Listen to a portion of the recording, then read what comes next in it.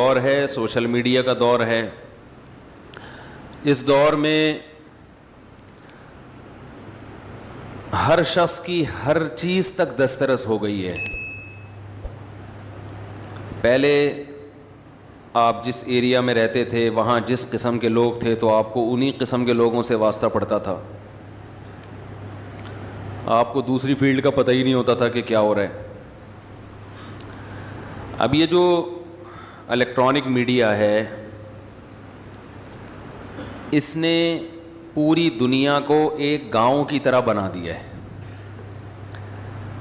پہلے ایسا ہوتا تھا نا کہ آپ کو اپنے گاؤں کے بندوں میں سے ایک ایک کا پتہ ہوتا تھا کہ یہ کیا کرتا ہے، اس کے ابا کیسے تھے، اس کے دادا کیسے تھے، اس کے کتنے بچے ہیں، اس کے اپنے گھر سے تعلقات صحیح ہیں خراب ہیں۔ گاؤں میں لوگوں کو پتہ ہوتا ہے نا، کہتے ہیں تو اپنا گرائی ہے، گرائی اس کو تو سب پتہ ہے۔ شہر میں لوگوں کو پتہ ہی نہیں ہوتا، پڑوسی کا نہیں پتہ ہوتا۔ آبادی اتنی ہے، زندگی اتنی تیز ہے کہ کسی کو کسی کا پتہ نہیں ہوتا۔ ایسے بھی واقعات ہوئے ہیں کہ پڑوسی کا انتقال ہو گیا تو لاش کی بدبو سے پتہ چلا کہ یہاں کسی کا انتقال ہوا ہے۔ لیکن جب سے یہ میڈیا جو ابھی الیکٹرانک میڈیا جو بہت تیزی سے دنیا میں پھیلا ہے، موبائل فون، انٹرنیٹ، اس نے دنیا کو ایک گلوبل ولیج کی طرح بنا دیا ہے۔ گلوبل ولیج بنا دیا ہے، اس نے ایک گاؤں کی طرح بنا دیا ہے۔ اب ہر شخص کی ہر جگہ تک رسائی ہے، اور شاید اس میں یہ حکمت ہو کہ اللہ تعالی حق اور باطل کو واضح کرنا چاہتے ہیں۔ قیامت جیسے جیسے قریب آ رہی ہے نا، اللہ تعالیٰ اپنے بندوں پر حجت کو تام کر رہے ہیں کہ کسی کو یہ کہنے کا موقع نہ ملے کہ اے اللہ مجھے نہیں پتہ چلا کہ صحیح کیا ہے اور غلط کیا ہے۔ بٹن دباؤ ہر چیز تک پہنچ جاتا ہے آدمی۔ تو اس میں جب انسان ہر چیز تک پہنچتا ہے تو اس میں غلط چیزیں بھی ہیں اور صحیح چیزیں بھی ہیں، غلط گائیڈنس بھی ہے اور صحیح گائیڈنس بھی ہے۔ اس میں پھر یہ فیصلہ کرنا کہ صحیح گائیڈنس کون سی ہے اور غلط گائیڈنس کون سی ہے، یہ فیصلہ کرنا اصل کمال ہے۔ میں سمجھا پا رہا ہوں اپنی بات؟ یہ جو الفاظ ہے نا، بولنا بھائی کیا ہو گیا، بولتے کیوں نہیں؟ کئی لوگوں کو اعتراض ہو رہا ہے کہ اس کو ختم کریں، تو میں کوشش کر رہا ہوں اس کو میں مارکیٹ سے شارٹ کروں۔ ہمارے اپنے رشتہ داروں نے کہا ہے کہ جو بڑے ہیں، خاندان کے بڑے بزرگ ہیں، تقیہ کلام بن چکا ہے نا، تو اس لیے میں تھوڑا سا کوشش کر رہا ہوں۔ تو میں چونکہ یوٹیوب پہ ویڈیوز دیکھتا رہتا ہوں، مختلف قسم کے موٹیویشنل اسپیکرز کی بھی، ہیلتھ سے ریلیٹڈ جو ویڈیوز ہیں وہ بھی دیکھ لیتا ہوں، علماء کی بھی دیکھ لیتا ہوں، فرقہ پرستوں کی بھی دیکھ لیتا ہوں۔ تھوڑا بہت، زیادہ تو نہیں ٹائم ملتا، لیکن تھوڑا بہت اپنے ٹائم کا کچھ حصہ اس میں سرو کرتا ہوں تاکہ پتہ رہے دنیا میں ہو کیا رہا ہے۔ تو افسوس اس پر ہے کہ زیادہ تر غلط ہی ہو رہا ہے۔ ایک تو وہ ہے کہ جو بالکل ہی غلط ہے، یعنی جو بے حیائی کا ایک طوفان ہے، وہ تو سبھی مانتے ہیں غلط ہے۔ اس کے علاوہ کی بات کر رہا ہوں کہ صحیح کا لیبل لگا کے جو غلط ہو رہا ہے وہ بھی بہت زیادہ ہو رہا ہے۔ اس کی میں ایک مثال دیتا ہوں، مثال سے بات سمجھ میں آتی ہے۔ کچھ دن پہلے ایک ماہر نفسیات کو میں اس لیے سنتا ہوں، یعنی مہینے میں ایک دو دفعہ کوئی نہ کوئی ماہر نفسیات کا کلپ میری نظر سے گزرتا ہے کہ کوئی ایسا ٹاپک ہوتا ہے جس پہ وہ لوگوں کو گائیڈ کر رہے ہوتے ہیں۔ تو میں دیکھتا ہوں کہ یار یہ کیا کہہ رہے ہیں، ہو سکتا ہے ہمیں بھی کچھ سیکھنے کو ملے۔ لیکن اکثر جو باتیں کر رہے ہوتے ہیں وہ عملی زندگی میں قابل عمل، یعنی وہ عملی زندگی میں مؤثر نہیں ہوتی، قابل عمل تو ہوتی ہیں لیکن ان کا فائدہ نہیں ہوتا۔ تو میں دیکھ رہا ہوتا ہوں کہ اسلام کی محبت دل میں پیدا ہو رہی ہوتی ہے کہ اسلام کی اگر گائیڈنس نہیں ہے نا, مذہب آپ کے پاس نہیں ہے, تو آپ اپنے لیے فیصلہ نہیں کر سکتے کہ کیسے چلنا ہے, دوسرے کو کیا بتاؤ گے. کچھ جنگیں گھروں کے اندر بھی ہو رہی ہیں, وہ اس نوعیت کی تو نہیں ہے, لیکن جو بڑی جنگیں ہوتی ہیں ان میں تو ہاتھ پاؤں ٹوٹتے ہیں. اللہ تعالیٰ سب کی حفاظت رکھے. لوگ شہید ہوتے ہیں. جو گھروں کے اندر جنگیں ہوتی ہیں نا, اس میں برین ہیمریج ہوتے ہیں, قتل کا مقدمہ بھی نہیں چلتا, بندہ مر جاتا ہے, کیس کسی پہ بھی نہیں ہوتا. ٹھیک ہے, ایسا ہی ہوتا ہے نا, کسی پہ کیس نہیں ہوتا. بیٹا باپ جو ہے اپنے بیٹے کی وجہ سے ڈپریشن میں چلا گیا, اس کی حرکتیں, اور ایک دن انتقال ہو گیا. مرا کس کی وجہ سے ہے؟ بیٹے کی حرکتوں کی وجہ سے, لیکن بیٹے پر کوئی کیس نہیں بنتا. وہی سب سے زیادہ رو رہا ہوتا ہے بیٹا. تو گھروں کے جو جھگڑے ہیں, لوگ ایسی ویڈیوز زیادہ دیکھتے ہیں کیونکہ اس میں تو سب بھگت رہے ہوتے ہیں نا ان چیزوں کو. بیٹے اور باپ کا جھگڑا, بیٹی اور ماں کا جھگڑا, ماں بیٹیوں میں بڑی تکراریں ہوتی ہیں آج کل, سنتے ہی نہیں کسی کی. دفتروں میں جھگڑے,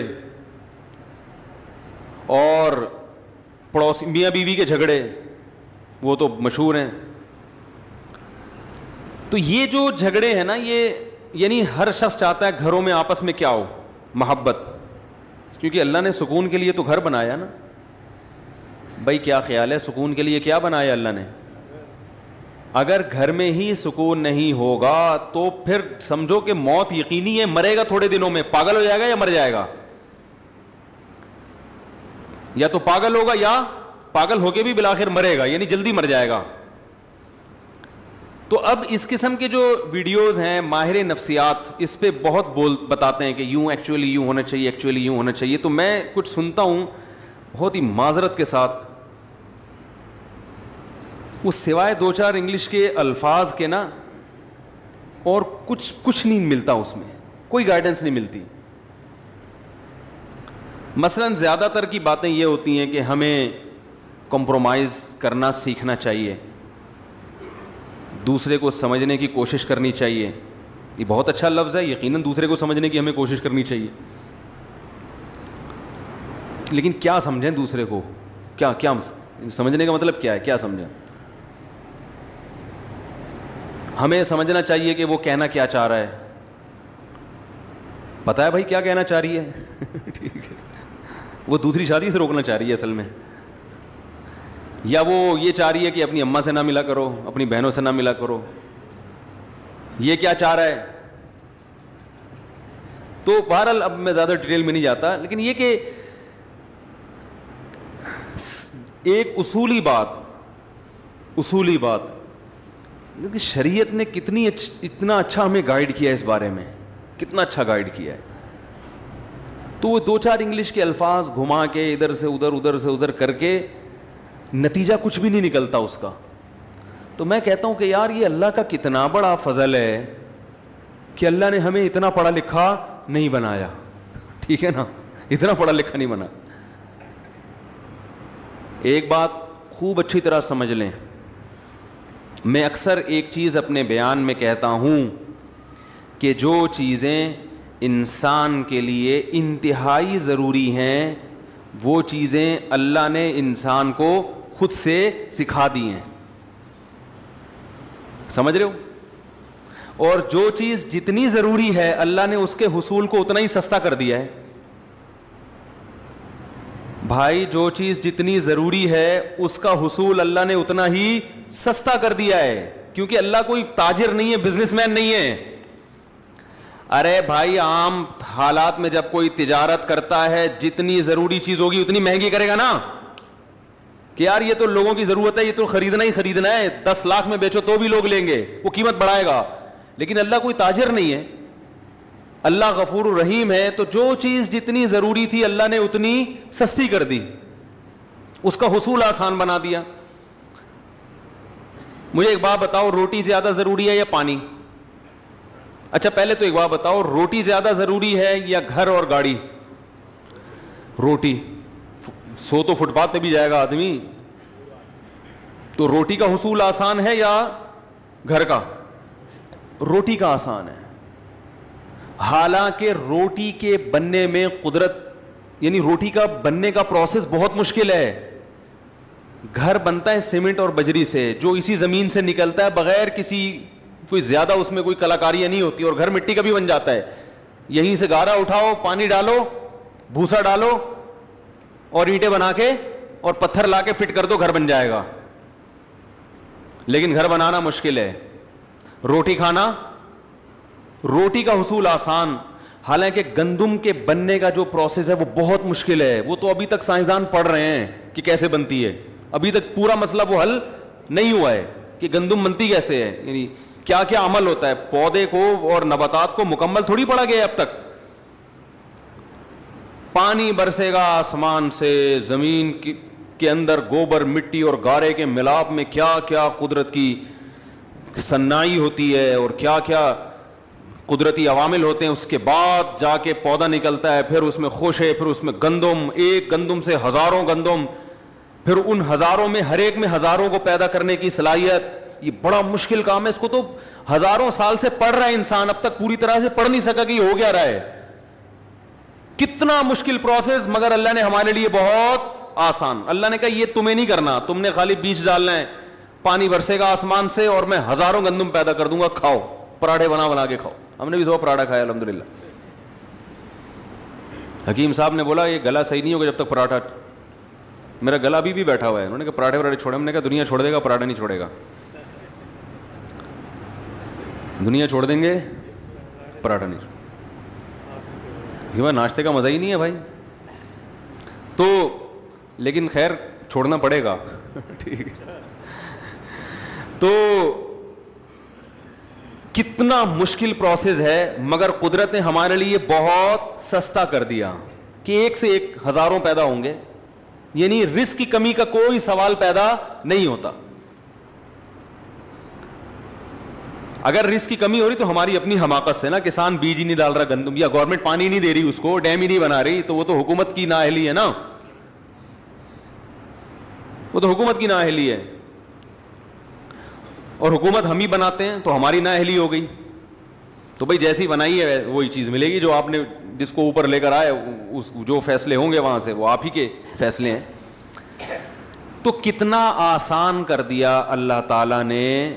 گندم, آلو, پیاز, ٹماٹر 20 روپے کلو, 30 روپے کلو, 40 روپے کلو. ضروری اتنا ہے کہ آپ کے پاس اگر گھر نہ ہو, آپ پھر بھی 60-70 سال کی زندگی نکال کے چلے ہی جاؤ گے. کبھی اس کے ٹھیلے کے نیچے سو گئے, کبھی فٹ پاتھ کے نیچے سو گئے, 2-3 دن نیند نہیں آئے گی آپ کو, کیونکہ آپ گدے پہ لیٹنے کے عادی ہیں. اس کے بعد نیند ایسی چیز ہے, وہ بھی ضروری ہے, وہ بھی ضروری چیز ہے نا, تو اللہ نے وہ بھی سستی کر دی ہے.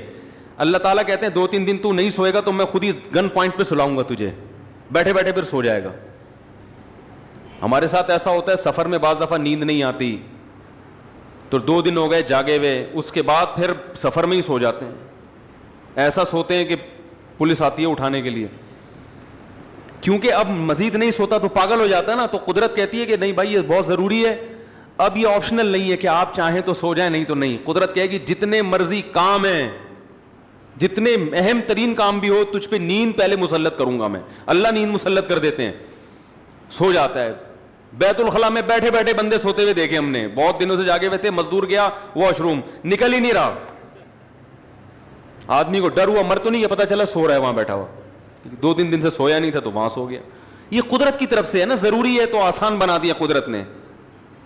تو سب سے یعنی روٹی کو اللہ نے آسان رکھا, 20 روپے میں 10 روپے میں مل جاتی ہے, اور جن کو نہیں ملتی تو صدقہ خیرات کر کے لوگ کھلا دیتے ہیں, کہیں نہ کہیں سے ہو ہی جاتا ہے انتظام. اب پانی زیادہ ضروری ہے یا روٹی؟ روٹی سے زیادہ ضروری کیا ہے؟ پانی. تو روٹی میں تو پھر بھی کسان کو چاہیے. کسان کیا کرتا ہے, ہل چلاتا ہے, گندم ڈالتا ہے زمین میں, پھر پودے اگتے ہیں. کیا خیال ہے؟ پانی کے حصول کو اور آسان بنا دیا اللہ نے, کیونکہ وہ زیادہ ضروری ہے. ڈیم بنا کے تو ہمارے لیے سنبھالنا مشکل ہو جائے. یہ تو ہم اسٹور ہی نہیں کرتے, بس چیختے رہتے ہیں بچے زیادہ پیدا ہو گئے تو پانی کم ہو جائے گا, ایسا کچھ کوئی کہانی نہیں ہے. اتنی بارشیں برس نہیں ہیں کہ ان کو اسٹور کر لو تو برساتی مینڈکوں کی طرح بھی بچے پیدا ہونا, وہ اس میں تیرتے رہیں گے ڈیموں میں جا کے, پانی ختم نہیں ہوگا. یہ جاہل لوگ ہیں جو ہم پر مسلط ہو کے ہمیں سکھا رہے ہیں کہ کیلکولیشن غلط کر کر کے بتا رہے ہیں کہ اتنا پانی زمین میں نیچے جا رہا ہے, اتنا اوپر جا رہا ہے. یہ پاگل لوگ ہیں, سینس لوگ ہیں, زیادہ پڑھ لکھ گئے نا, زیادہ پڑھ لکھ گئے ہیں. تو پانی سے زیادہ کیا ضروری ہے؟ ہوا, سانس. کیا خیال ہے بھائی, پانی سے زیادہ کیا ضروری ہے؟ پانی تو میرے بھائی دن میں 2-3 گلاس بھی پی لو تو چل جائے گا آدمی. لہذا اللہ نے اس میں ہمیں یہ کہا ہے کہ ارادہ کر کے پیو, جاؤ, پوستیوں کو نہیں ملے گا. پڑے ہوئے بیٹھے ہوئے پیاس لگ رہی ہے, اٹھ کے کولر کی طرف نہیں جا رہے, تو اتنی محنت کر, اتنا سستا بھی نہیں ہے کہ کوئی تمہارے منہ میں پائپ لگا کے جائے. وہ ہمارے حضرت ایک سست آدمی کا واقعہ بیان کیا کرتے تھے کہ 2 سست آدمی لیٹے ہوئے تھے, تو بیر آ کے گرا نا, بیری کے درخت کے نیچے لیٹے ہوئے تھے. ایک نے دوسرے سے کہا, اوئے تو یہ میرے منہ میں اٹھا کے ڈال دے. دوسرا ڈال ہی نہیں رہا. تو اتنے میں ایک گھڑ سوار قریب سے گزرا, اس نے اس کو آواز دی, بھائی جان ذرا کام ہے. وہ آیا, کہہ رہا یار یہ بیر جو ہے نا میرے منہ میں اٹھا کے ڈال دو. اس نے کہا کمبخت تو اتنا نہیں کر سکتا کہ بیر اپنے منہ میں اٹھا کے ڈال لے, اور اگر نہیں ڈالا جا رہا تھا تو مجھے بلانے کی گئی ہے جو تیرے ساتھ لیٹا ہوا ہے اس کو بولتا نا. تو وہ دوسرا بولا میں کیوں ڈالوں اس کے منہ میں بیر. کہہ رہا میں لیٹا ہوا تھا, وہ ادھر آیا, کتا میرے اوپر پیشاب کرنے لگا, میں نے اس کو بولا ہٹا, یہ ہٹا ہی نہیں رہا تھا. میں نے اس کو بولا کہ ہٹا, یہ ہٹا ہی نہیں رہا تھا. میں نے کہا اب جب تو نے میرا کام نہیں کیا تو میں بھی تیرا کام نہیں کروں گا. ایک لڑکا سست تھا نا, تو ابا اس کے پریشان تھے. رفیع بھائی سن لیں اچھی طرح سے, ان کی بات نہیں ہے ویسے, ان کو سمجھانے کے لیے. یہ آگے لوگوں کو بتاتے ہیں نا ایسے واقعات, تو فائدہ ہوتا ہے لوگوں کو. تو وہ جو کام باپ بیٹے کو کہے وہ بیٹا کر کے ہی نہ دے. باپ تنگ آ گیا, یار اس کمبخت کو میں کیا علاج کروں. تو ایک دن ابا ایک مشین لے کر آیا, اور ابا نے بیٹے سے کہا, بیٹا تیری عادت کو ملحوظ رکھتے ہوئے میں ایک مشین لے کر آیا ہوں, بٹن دبا کے ہر کام کرے گی. بٹن دبائے گا چائے آئے گی, بٹن دبائے گا پانی آئے گا. اب تیری زندگی میں سکون آ جائے گا, تجھے کچھ کرنا نہیں پڑے گا, بٹن دبا کے ہر کام ہوگا. بیٹا کہتا ہے ابا بٹن کون دبائے گا اس کا, اس کے لیے بھی کوئی ملازم لے آتے. تو یہ سستی جو ہے نا, سستی جتنی پیدا ہوگی یہ بڑھتی چلی جاتی ہے. اگر آپ مشینی زندگی میں آنا چاہتے ہیں, خود کچھ نہیں کرنا چاہتے, تو کچھ دنوں کے بعد مشینوں کو استعمال کرتے ہوئے بھی آپ کو سستی محسوس ہوگی, جیسے کہ ہو رہا ہے. دیکھو پہلے لوگ لمبے لمبے سفر پیدل کرتے تھے نا, اب گاڑیوں میں جاتے ہیں, لیکن اب گاڑی میں جاتے ہوئے بھی سستی ہوتی, کون یہاں سے وہاں جائے. بائک پہ جاتے ہوئے بھی سستی ہو رہی ہے, یار کون دودھ لینے جائے. وہ بیگم بولی بھائی 6 انڈے لے کر آؤ, کہہ رہے میں انڈے کے بغیر ہی پراٹھا کھا لوں گا, میں نہیں لا رہا. یہی تو ہے. پرانے زمانے کا آدمی آ کے دیکھ لے, بولے یار تمہیں تو فری ایک کک ماری اور جھوم کر کے پہنچے. تو جتنا سست انسان بنتا ہے بنتا چلا جاتا ہے, اور جتنا چست بنتا ہے چست ہوتا چلا جاتا ہے. تو خیر میں یہ عرض کر رہا تھا, پانی کو اللہ نے اور زیادہ آسان بنایا, اور ہوا کو اس سے بھی زیادہ, آکسیجن کی ضرورت ہمیں پانی سے بھی زیادہ ہے. تو اس میں اللہ نے ہمیں 2 سہولتیں دے دی. ایک سہولت تو یہ دی کہ فری پھوکٹ میں 23% آکسیجن ہوا میں چھوڑ دی. اب پتہ نہیں ریسرچ بدل گئی ہو, تو پرانی ریسرچ تو 23% کی تھی, اب کا مجھے نہیں پتا آکسیجن آج کل کتنی فیصد چل رہی ہے. ہمارے یہاں تو 5-6% سے زیادہ. یہ سوئٹزرلینڈ کی رپورٹ پیش کی ہے سائنسدانوں نے کہ ہوا میں آکسیجن کا تناسب کتنا ہوتا ہے. لیاری کے پانی کا پتہ ہے نا فارمولا, ہائیڈروجن ڈائی آکسائڈ ہے نا جو عام پانی ہوتا ہے. تو کسی نے لیاری کے اسٹوڈنٹ سے پوچھا کہ پانی کا فارمولا بتاؤ, اس نے کہا NH4Cl کر کے کچھ بنا دیا. اس نے کہا یہ کیا, اس نے کہا لیاری کے پانی کا یہی فارمولا ہے. وہ جو ہائیڈروجن ڈائی آکسائڈ ہے نا, وہ پانی ہے جو آسمان سے نازل ہوا اور آپ نے گلاس میں جمع کر لیا, وہیں سے درمیان میں اس کو کہیں گرنے نہیں دیا.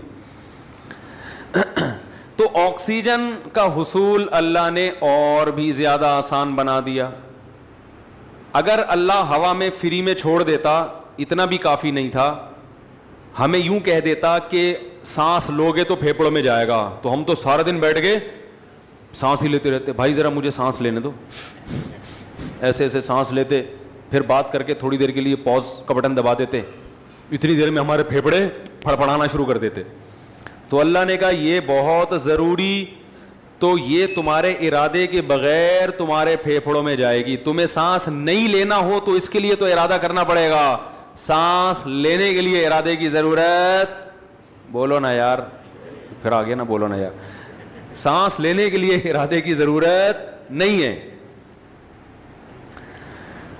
تو یاد رکھو گھر میں محبت سے رہنا یہ بھی ہماری ضرورت ہے. گھر جو ہے نا, گھر یہ سکون کے لیے بنایا اللہ نے.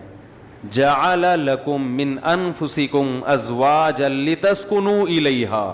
گھر بنتا ہے نکاح کے بعد, گھر بنتا ہے نا بھئی, شادی ہوتی ہے تو ایک گھر آباد ہوتا ہے, پھر بچے پیدا ہوتے ہیں تو ایک گھر کا وجود. گھر کوئی بحریہ ٹاؤن کے بنگلوں کو تھوڑی کہتے ہیں, گھر کا مطلب بھائی, ورنہ تو ہوٹل بھی ہوتے ہیں, بڑے بڑے ہوٹل ہیں بالکل بنگلوں جیسے ہوتے ہیں, لیکن وہ گھر نہیں کہلاتے, وہ ہوٹل کہلاتے ہیں. تو گھر کا مطلب جہاں ریلیشن ہو, جہاں تعلق ہو, محبت ہو, کوئی آپ کا انتظار کرے, کوئی کسی کا آپ انتظار کرو, کوئی آپ کے ماتحت ہو, آپ کسی کے ماتحت ہو, یہ ایک جو ریلیشن قائم ہوتا ہے, اٹ از کالڈ گھر. کیا خیال ہے؟ اٹ از کالڈ گھر. وہی جو ہوم اور ہاؤس کا فرق ہے. ہاؤسنگ اسکیم ہوتی ہے, ہومنگ اسکیم میں نے اب تک نہیں سنی. وجہ اس کی یہ ہے کہ وہ بحریہ ٹاؤن والے کہتے ہیں ہم ہاؤس بنا کے دے سکتے ہیں, ہوم بنانا یہ آپ کی ذمہ داری ہے, یہ ہمارے بس میں تھوڑی ہے. ایسا ہی ہوتا ہے نا بھائی, ہاؤس کو ہوم بنانا یہ کس کی ذمہ داری ہے؟ یہ کوئی بلڈر کا کام تھوڑی ہے. تو اللہ تعالی نے گھر جو رکھا ہے نا, گھر یہ جانوروں کو بھی دیے ہیں. بہت سے جانور گھر بنا کے رہتے ہیں. شیر کی کچھار ہوتی ہے, وہ شکار کر کے آتا ہے, ادھر ادھر دہشت گردی کر کے آ کے جب سکون سے بیٹھنا ہوتا ہے, جہاں اس کو کوئی چیتا پیتا چھیڑے نہیں, تو اس کے لیے کہاں داخل ہو جاتا ہے؟ وہ اپنی خود ہی بول لیا کریں تک وہ کچھار میں داخل ہو جاتا ہے. سانپ جب خطرہ محسوس کرتے ہیں کہاں گھستے ہیں؟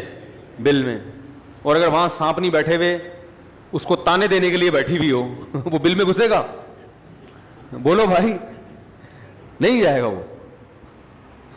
وہ سانپ بل میں گھس کے آتا اس لیے کہ یار یہاں یہ اپنا ٹھکانا ہے, سکون ملے گا, یہاں آرام سے تمیز سے زندگی گزاریں گے, جب بھوک لگے گی یا کوئی مسئلہ ہوگا باہر نکلیں گے, انجوائے کریں گے, یہ سکون کی جگہ ہے.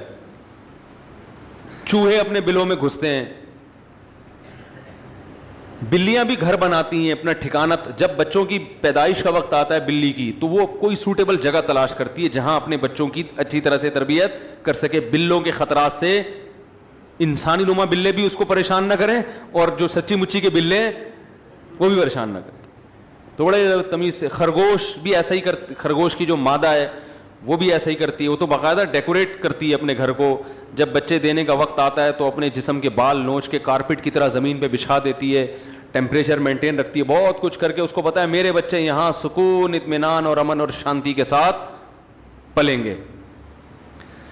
تو بھائی جو انسان جو تہذیب میں سب سے آگے ہے, گھر اس کی بھی ضرورت ہے. جعل لکم من بیوتکم سکنا, اللہ نے قرآن میں کہا اللہ کی یہ نعمت ہے کہ اس نے تمہارے گھروں کو ٹھکانہ بنایا, سکون کی, مسکنت کی, رہنے کی جگہ بنایا. پرندوں کے گھونسلے ہوتے ہیں, سارا دن آؤٹنگ کر کے جاب کر کے شام کو اپنے گھونسلے کی طرف لوٹتے ہیں. اب چڑا آیا شام کو اپنے گھونسلے کی طرف, چڑیا نے منہ بنا کے رکھا ہوا ہے وہاں پہ, تمیز سے بات ہی نہیں کر رہی ہیں. کبوتر آیا, 12 گھنٹے کی ڈیوٹی کبوتروں میں, 12 گھنٹے کی. ان کے یہاں لیڈیز بھی جاب کرتی ہیں کبوتروں میں. 12 گھنٹے کبوتر, 12 گھنٹے شاید گوروں نے یہیں سے لیا ہو. تو اب وہ جب آیا اور کبوتری کا منہ بنا ہوا ہے, وہ تمیز سے بات ہی نہیں کر رہی کبوتر سے.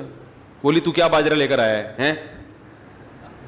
بھائی دیکھو کبوتر جو لے کر آئے گا نا بچوں کو کھلانے کے لیے, کبوتری صبر شکر سے گزارا کرتی ہے. ایسا ہی ہوتا ہے نا, کبوتر دانہ لے کر آتا ہے اپنے بچوں کے منہ میں ڈالتا ہے. ہم نے تو کبوتر بھی پالے ہیں, دیکھا ہے یہ سارا منظر, بڑا زبردست خوبصورت منظر ہوتا ہے.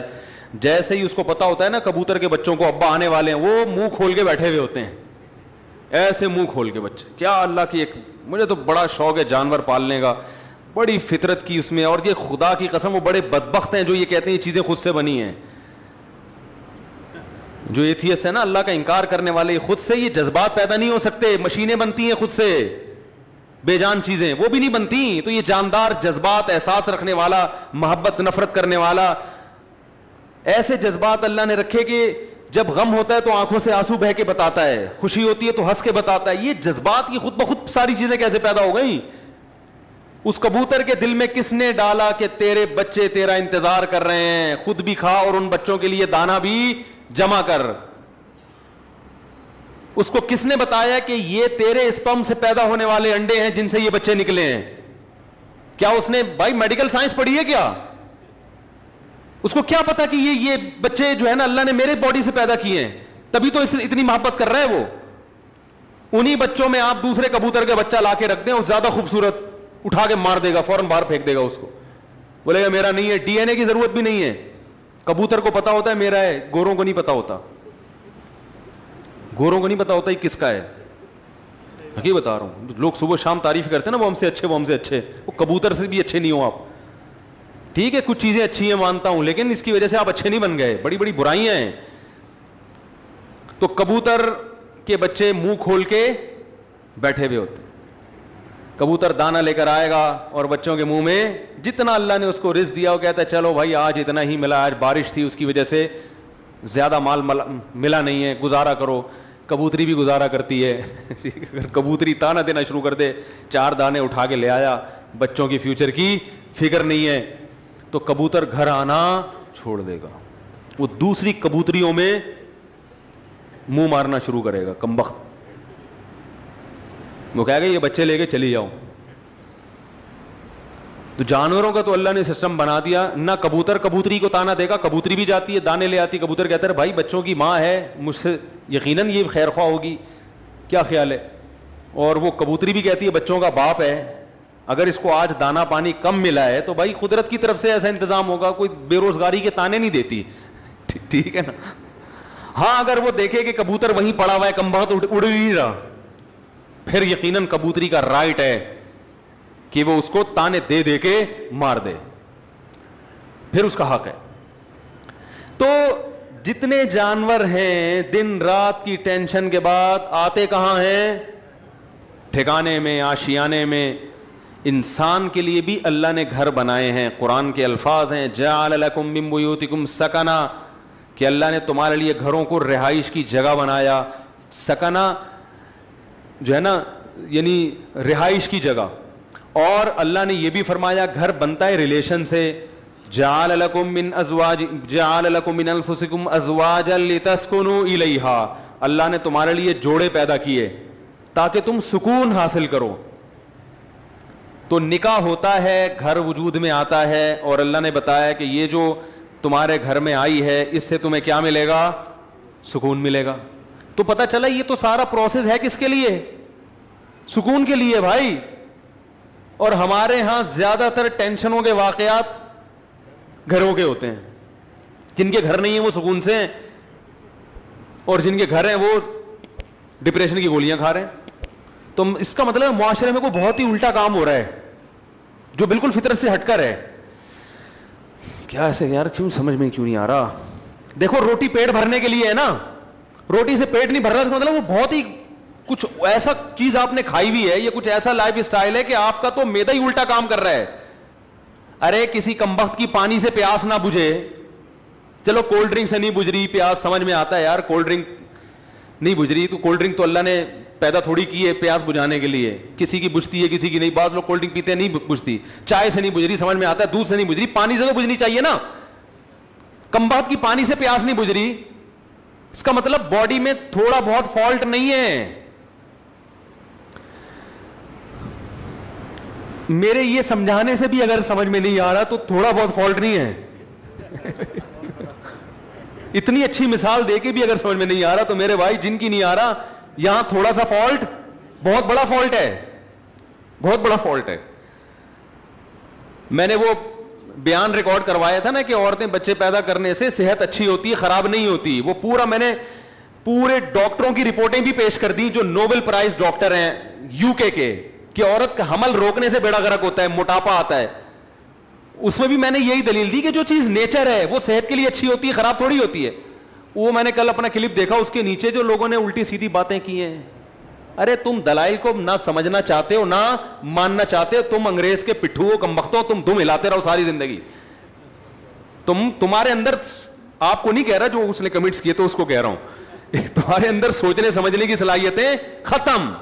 تمہیں جو لائن پہ لگا دیا نا 2 بچے, تو بس تم اسی پہ لگے رہو, برباد کر دو اپنی بیویوں کی صحت بھی, اپنی صحت بھی, اور اپنا خاندان بھی تباہ کر دو. بچے تو ہوتے ہی 2 کے بعد ہیں, گھر تو بنتا ہی 2 کے بعد تو بچوں کی شروع ہوتے ہیں کہ جن کا ایک گیدرنگ ہوتی ہے, آپس میں کھیلتے ہیں. تو ایک لائن پہ لگا دیا, بس اسی پہ سب چلتے چلے جا رہے ہیں. تو گھر کس کے لیے بنایا اللہ نے؟ سکون کے لیے. ایک گھر میں سکون نہ ہو تو چلو بات سمجھ میں آتی ہے کہ بھائی کبھی کبھار ہزاروں میں کوئی ایک بیمار بھی پیدا ہو جاتا ہے نا. ہر گھر میں لڑائیاں, ہر گھر میں بے سکونی, لاکھوں میں ایک آدھ گھر ہوگا جس میں سکون ہوگا.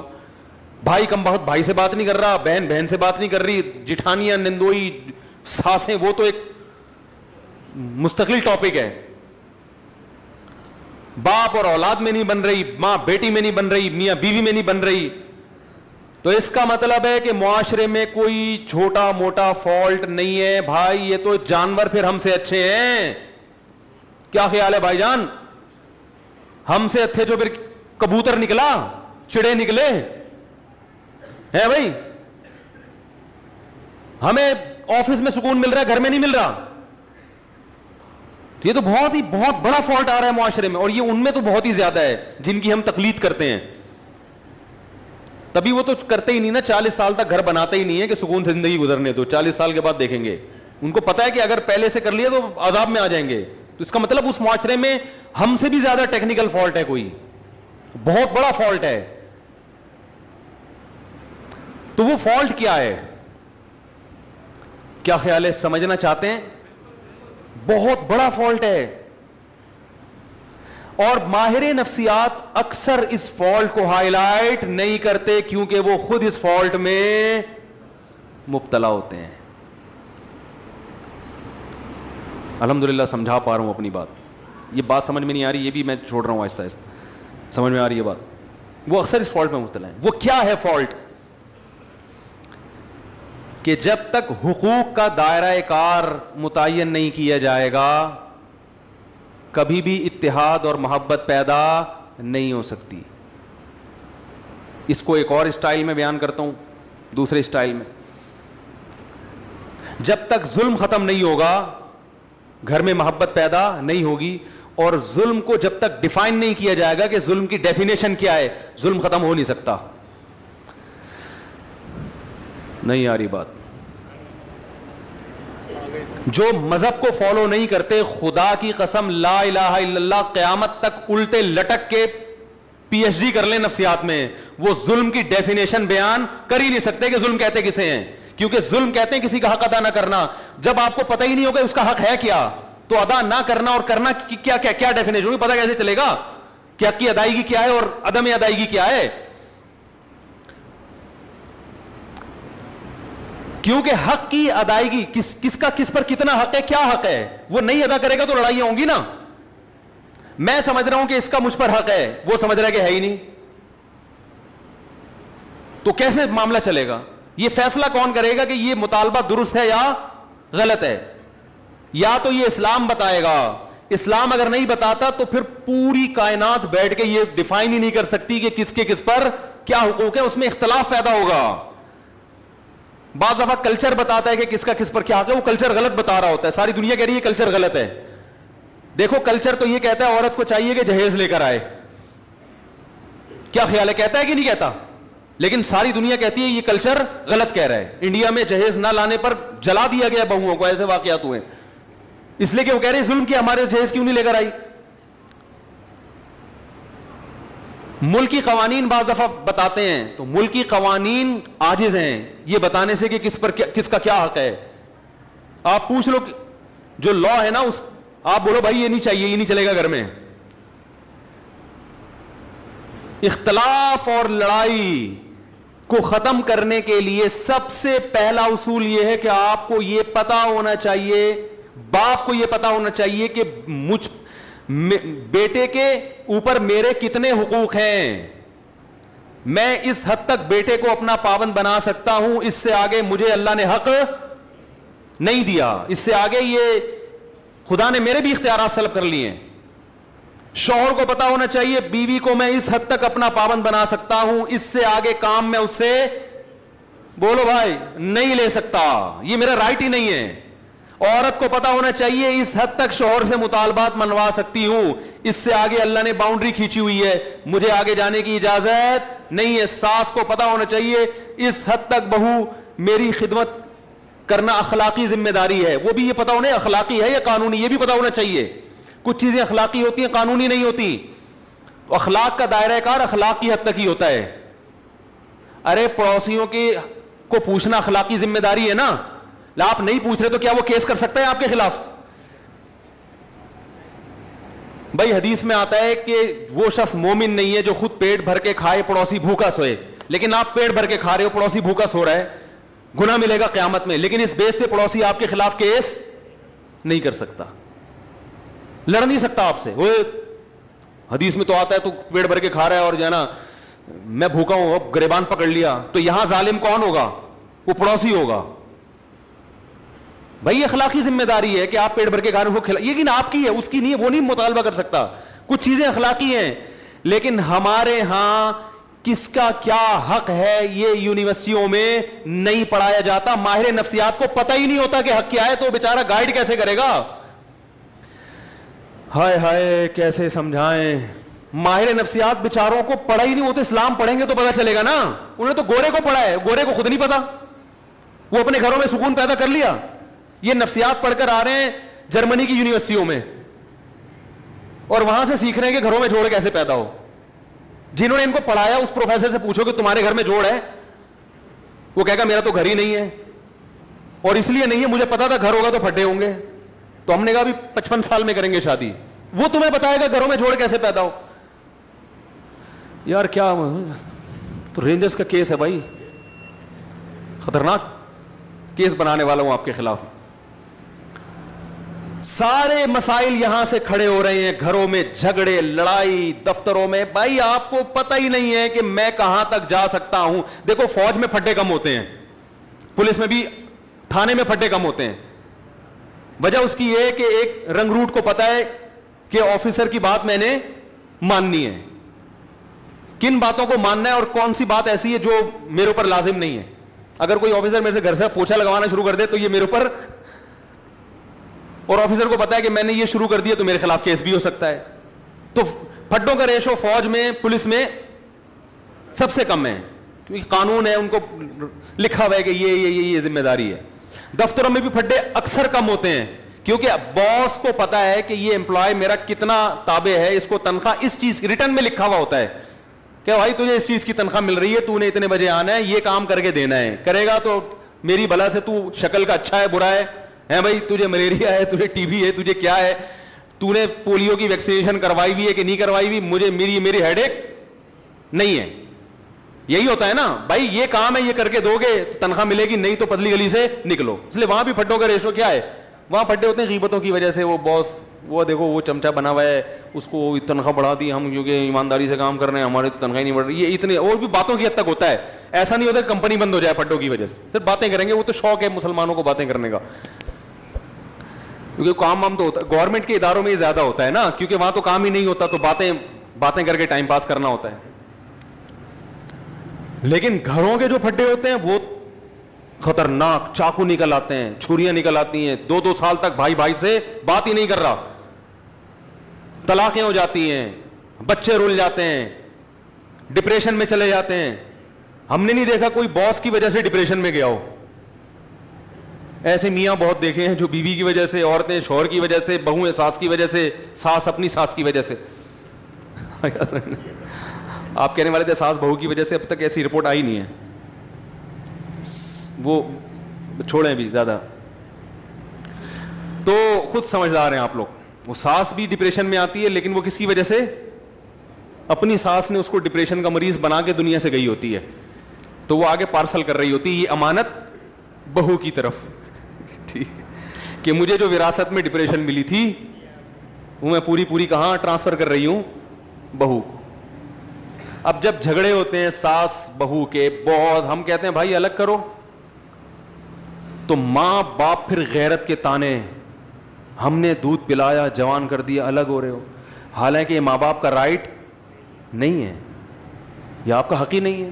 بیٹا جوان ہو گیا بالکل الگ رہ سکتا ہے, وہ نہ رہے اچھی بات ہے, ساتھ میں جو برکت ہے وہ لے, لیکن یہ وہی ہے اخلاقی کچھ اور چیزیں ہوتی ہیں, لیکن پڑوسی گریبان تھوڑی پکڑ سکتا ہے آپ کا کہ بھئی حدیث میں آتا ہے تو مجھے کھلایا کرو, تو کھلاؤ.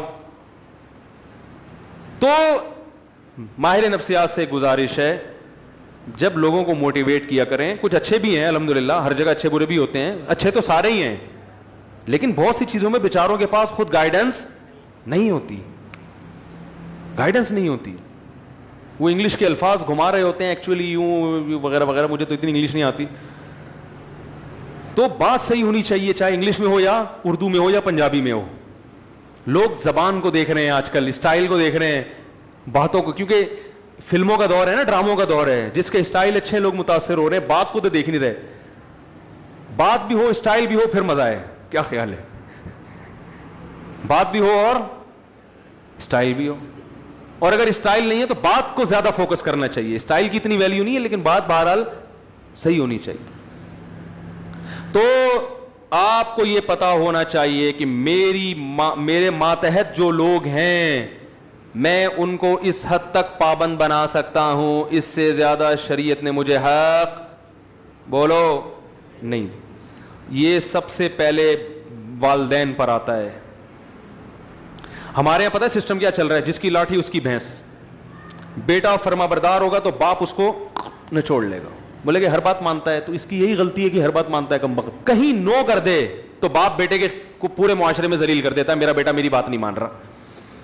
ارے وہ ہر بات مان رہا ہے. ایک دفعہ ایک ابا آئے مجھے کہنے لگے میرا بیٹا یہ میرا, میں نے کہا یار ایسے بیٹے آج کل آرڈر پہ نہیں ملتے, اتنا نیک ہے. ایک چیز میں اگر اس نے انکار کر دیا اور وہ اس کا حق بھی ہے,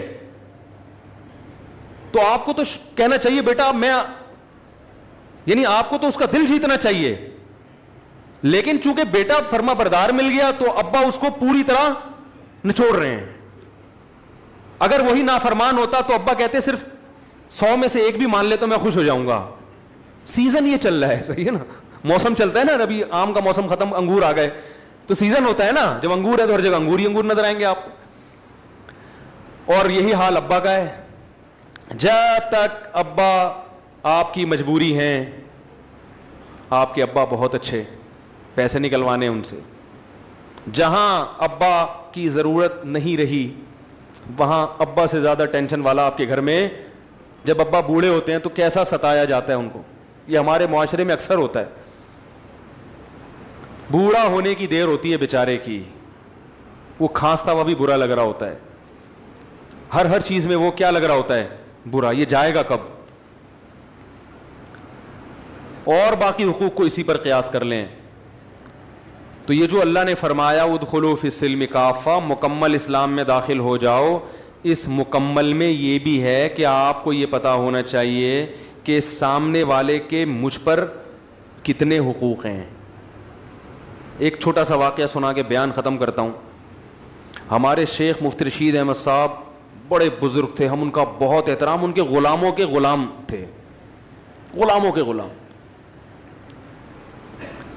میں نے حضرت سے کوئی بات عرض کی کہ حضرت کچھ ایسی بات ہے, کچھ گھر سے متعلق. حضرت نے وہ بات مشورے کے لیے کسی سے ذکر کر دی. تو میں نے حضرت سے عرض کیا حضرت یہ گھر کی بات تھی, یہ باہر نہیں آنی چاہیے تھی. حضرت نے مجھ سے معذرت کرنا شروع کر دی, کئی غلطی ہوئی ہے مجھ سے, حالانکہ وہ بات کوئی ایسی نہیں تھی.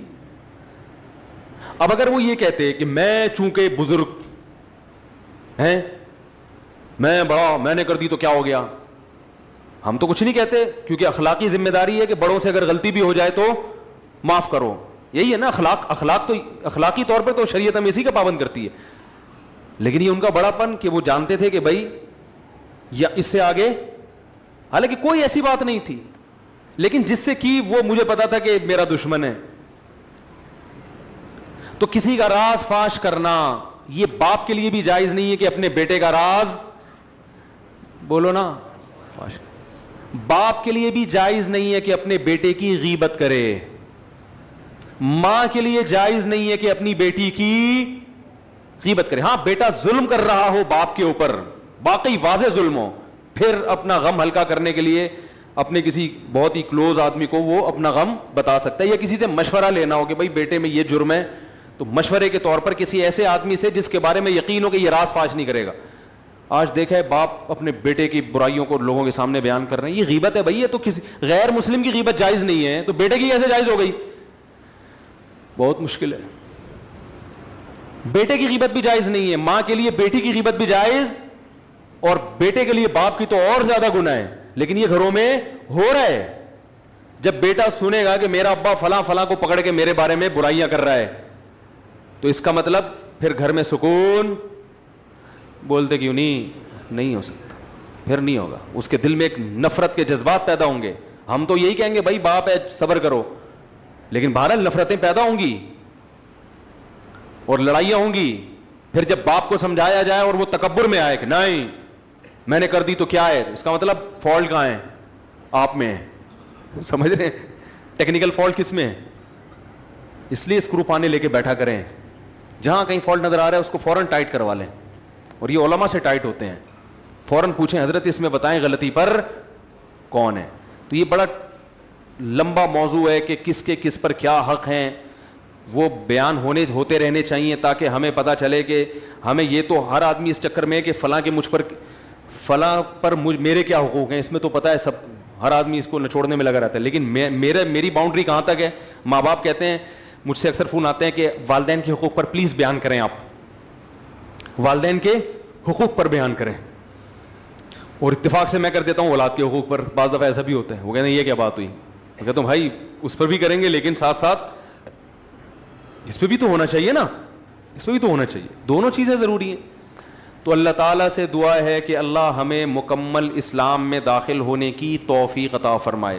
علماء نے لکھا ہے کہ استاذ مدارس میں نا شاگرد استاذوں کا بہت احترام کرتے ہیں, لیکن استاذ کے لیے کسی شاگرد کو فاسق و فاجر کہنا جائز نہیں ہے. سمجھ رہے ہیں, فاسق و فاجر کہنا جائز, زانی کہنا جائز نہیں ہے کہ یہ الزام ہے.